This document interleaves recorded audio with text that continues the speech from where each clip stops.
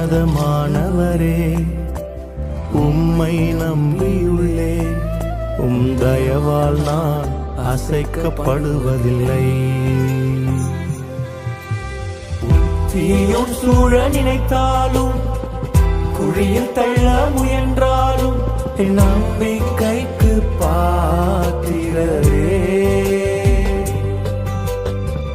பாதையெல்லாம் முடிந்தாலும், நிலை எதுவாயிருந்தாலும், என் நம்பிக்கைக்கு